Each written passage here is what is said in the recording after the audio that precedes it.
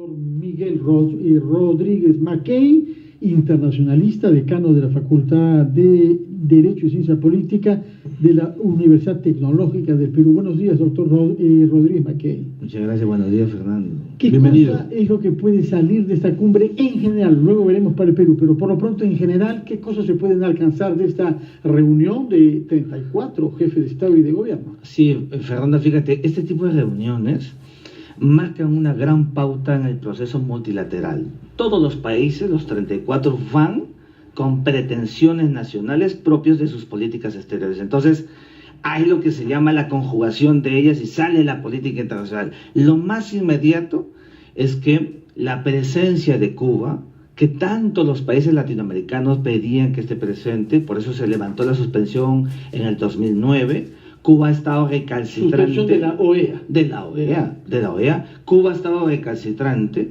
no ha querido participar en ella, y sin embargo ahora ha cambiado los roles, porque el propio Estados Unidos ha sido el mayor interesado en que Cuba esté presente para concatenar y sellar lo iniciado el 17 de diciembre del 2014, es decir, esta reapertura de las vinculaciones recíprocas diplomáticas entre Estados Unidos y Cuba. Entonces, ¿cómo está reaccionando Venezuela ante este acercamiento? Bueno, fíjate, a ojos vistas entre Estados Unidos y Cuba?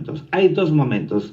El primero, esta actitud recalcitrante de decir ya que iba a llevar 10 millones de firmas para entregárselas personalmente al propio presidente Obama. Sin embargo, en las últimas horas, un emisario de Obama viajó invitado por Maduro a Caracas y pareciera que podrían atemperarse las situaciones.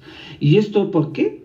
Porque evidentemente Estados Unidos quiere un panorama y un contexto el mejor para que se acabe con esa tesis que sostenía la doctrina de un Washington que miraba a América Latina como el patio trasero del hegemón del mundo, y más bien acercarse a los países latinoamericanos con un gran potencial en diversos niveles, ¿no es cierto? Y que son apetecidos por Rusia, por China. Yo creo que esto es propio de actores que con el tiempo se van dando cuenta que tienen que mirar las relaciones internacionales desde una perspectiva más realista. Tiempo quiere decir más de 50 años, ¿no? Porque bueno, esta hostilidad ha durado por lo menos desde el 59-60. Fíjate, y la Guerra Fría, que todos sabemos, terminó con la caída del muro de Berlín en el año 1989. Sin embargo, una Guerra Fría panamericana se ha venido manteniendo. Ha durado más que la Guerra Fría. Tiempo, y entonces eso no es bueno para nadie. Ahora, vayamos al Perú. Usted publica un artículo en el diario El Correo hoy en donde sostiene que el Perú debe aprovechar este foro para poner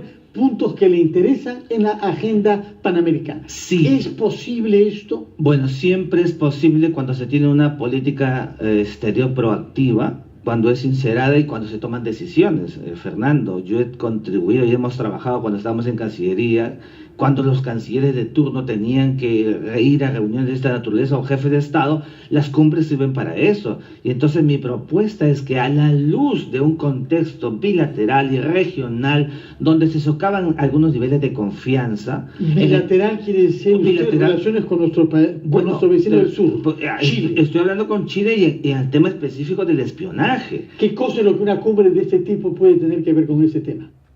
Pues evidentemente hay un tema superestelar que es la moral internacional, que en el derecho internacional está referido a las buenas vecindades a partir de conductas recíprocas que aperturan las relaciones. Y entonces Perú y Chile en estos momentos están entrampados con un asunto que ha coludido, ¿no es cierto?, con una relación bilateral que debemos aspirar que sea la mejor, pero que ahora estamos a la espera de una respuesta del Perú frente a un Chile que por segunda vez ha denegado la existencia de un espionaje que evidentemente por fechas, por nombres y por hechos es por demás evidente. Entonces el Perú creo que debe aprovechar un marco como este para decirle a la comunidad internacional la importancia que tiene que los actores visibles de la región hagan actos transparentes que coadyuven, fíjate Fernando, cuando no hay confianza, Cuando hay heridas abiertas, los procesos en otras variables como el tema económico se retrotraen. Por supuesto, Y Perú y Chile están en una supuesto. época, en una etapa en donde más bien debe ser todo lo contrario. Nadie ayuda a que la agenda bilateral o que la agenda regional se vea parasitada. El tema de la Haya es un buen ejemplo de lo que contrario, claro. de lo contrario lo que que abre deberíamos buscar. una perspectiva, por supuesto, de integración, cooperación y amistad.